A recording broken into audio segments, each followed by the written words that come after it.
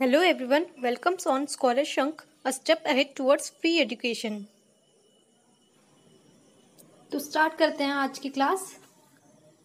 Students, आपने कई बार क्या होता है रात को जब आप देखते हो ऊपर जाके तो आप क्या देखते हो, बहुत सारी ब्राइट ऑब्जेक्ट्स देखते हो इन द स्काई। काफी शाइनिंग ऑब्जेक्ट्स होती हैं। मेनली आप देखते हो मून, स्टार्स और दिन में आप सन देखते हो। ठीक है, तो आज हम इसी के रिलेटेड कहते हैं पूरा जो हमारा जो चैप्टर आज ज्योग्राफी का फर्स्ट चैप्टर इसी के ऊपर है। आपकी जो अर्थ है, आप कहाँ रहते हो, मून, स्टार्स, तो इसी के रिलेटेड है। The earth and in the solar system, हमारी जो अर्थ है सोलर सिस्टम में। तो फर्स्ट है हमारा आपका मून। आप मेनली रात को सबसे पहले क्या चीज देखते हो, मून जब रात होती है ना। बट क्या कहता है, आप इसमें एक चीज और देखते हो मून में, the moon have different shapes, different times and different positions. आप जो मून इस टाइप का देखते होगे बट रोज सेम ही नहीं देखते होगे आप। कभी आपको इस टाइप का दिखता होगा छोटा सा, कभी आपको इतना बड़ा दिखता है, कभी फुल, और कभी एक दिन होता है बिल्कुल दिखता ही नहीं, इतना सा बिल्कुल जरा सा दिखता है या फिर दिखता भी नहीं। तो the full moon only in once in about a months time, जब वो फुल मून आता है, जब आपको पूरा चंद्रमा दिखता है, उस दिन को कहते हैं हम पूर्णिमा की रात। मतलब जब हमारा जो चांद है वो पूरा दिखता है। Full moon only once in about month, ये सिर्फ एक महीने में एक बार ही आता है, उसे कहते हैं हम पूर्णिमा। ठीक है, नेक्स्ट अब एक बार ये भी होता है, कहता है हम क्या कहते हैं बिल्कुल चांद देख ही नहीं पाते।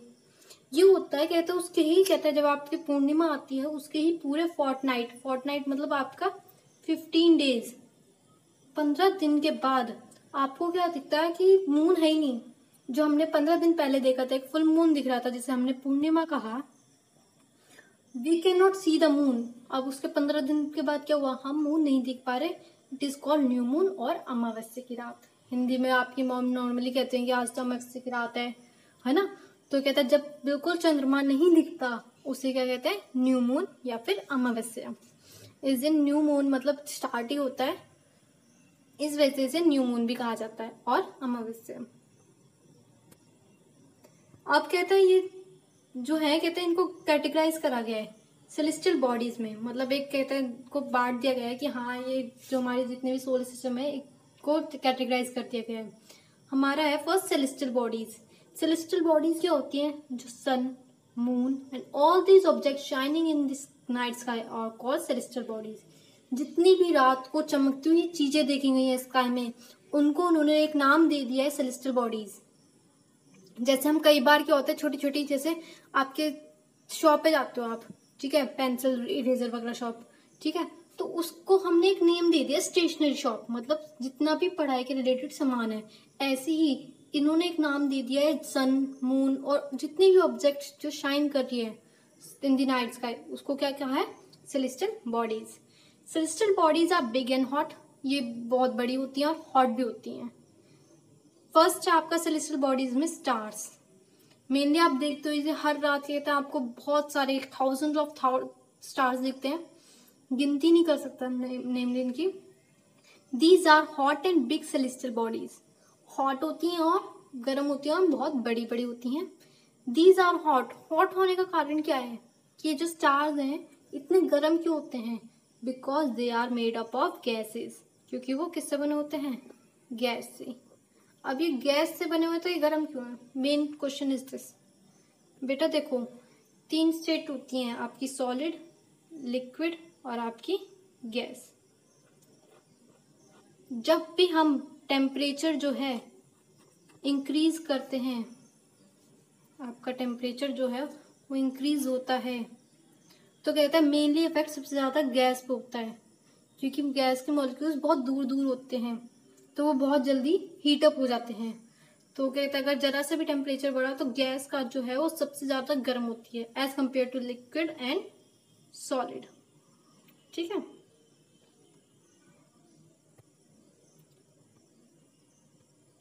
एक बात और बताना चाहूंगी, जो हमारा सन है, सन वो भी एक स्टार की तरह है, बट मेन चीज आती है भाई स्टार है। आपने कहा, कहते मैम ने कहा कि भाई सन एक स्टार है, बट स्टार तो रात को दिखते हैं और सन दिन में, ऐसा क्यों, क्या होता है बेटा, कहते हैं सन जो है इतना तेज है ना कि दिन में जो एक्चुअली कहीं जाते नहीं है, रात भर के दिन हो या रात हो, स्टार्स अपनी जगह पे रहते हैं, फिक्स्ड है। बट दिन में क्या होता है, सन की इतनी तेज रोशनी होती है कि वो स्टार्स जो है वो इनविजिबल होते हैं, दिखते नहीं है। इतनी तेज रोशनी के कारण जो स्टार्स की जो शाइनिंग है वो एक तरीके से गायब हो जाती है। इस वजह से हमें स्टार्स जो है वो दिन में नहीं दिख पाते। ये आपका एक क्वेश्चन भी हो जाता है, कई बार बच्चों के दिमाग में आता है कि स्टार जाते कहाँ हैं, ये दिखते क्यों नहीं है। तो ये कारण है कि जो सूरज की जो रोशनी है वो बहुत ज्यादा, इतनी ज्यादा हाई होती है कि वो स्टार्स की रोशनी के कंपेयर में बहुत ज्यादा होती है, इस वजह से वो दिख भी नहीं पाते। ठीक है, अब नेक्स्ट इज कॉन्स्टलेशन। कॉन्स्टलेशन, ये अभी मैंने क्या बताया आपको स्टार्स के बारे में। स्टार्स क्या होती हैं, कहते हैं सेलेस्टियल बॉडीज होती हैं, हॉट होती हैं, ठीक है, और बहुत बड़ी बिग होती हैं। जब ये स्टार्स बहुत सारे इकट्ठे हो जाते हैं और एक पैटर्न बनाते हैं, उससे ही इसी का नाम दिया गया constellations. When different group of stars form various patterns is called constellation. जब बहुत सारे ग्रुप ऑफ स्टार्स, बहुत सारे स्टार्स इकट्ठे होके अलग अलग पैटर्न बनाते हैं, उसी क्या गया कॉन्स्टलेशन। कुछ एग्जांपल्स हैं कॉन्स्टलेशन के, वह फर्स्ट आपका Ursa Major and big beer.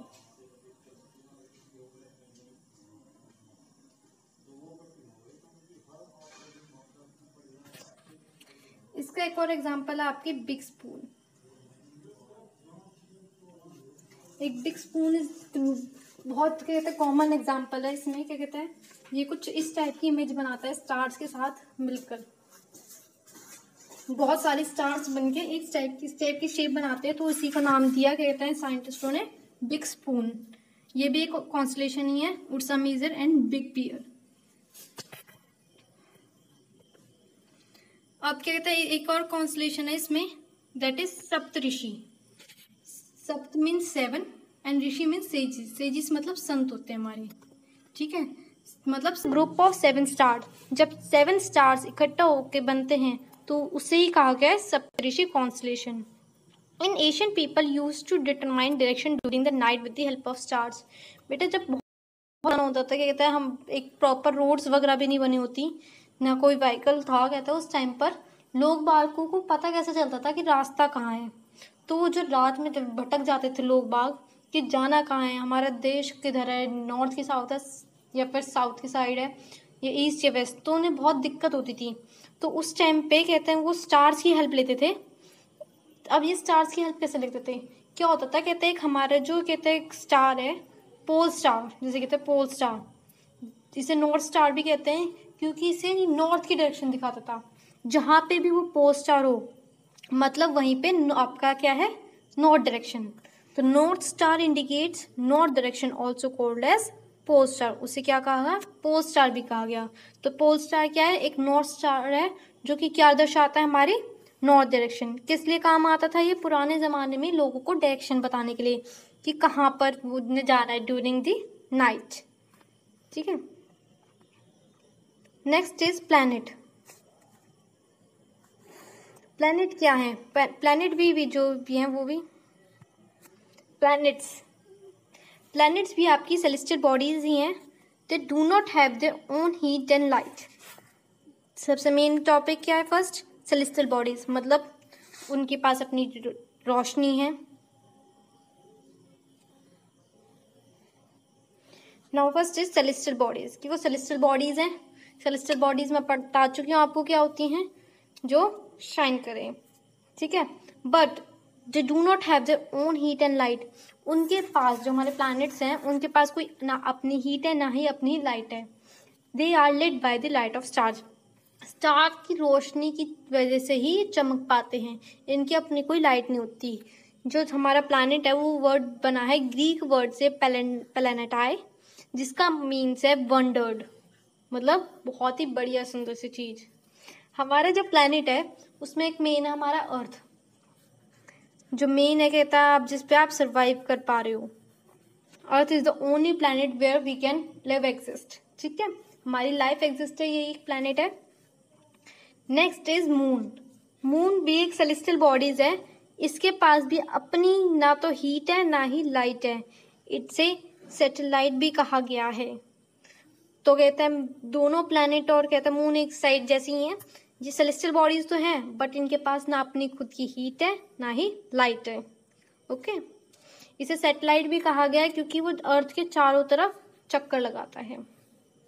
नहीं कहते हैं, अब हम इसके जो फर्दर आगे हैं वो नेक्स्ट क्लास में लेंगे अबाउट इट्स प्लैनेट्स, कि हमारे प्लैनेट्स कितने हैं उसके बारे में, एस्टेरॉइड्स, मीटेरॉइड्स, उसके बारे में हम नेक्स्ट क्लास में पढ़ेंगे। Thank you for watching.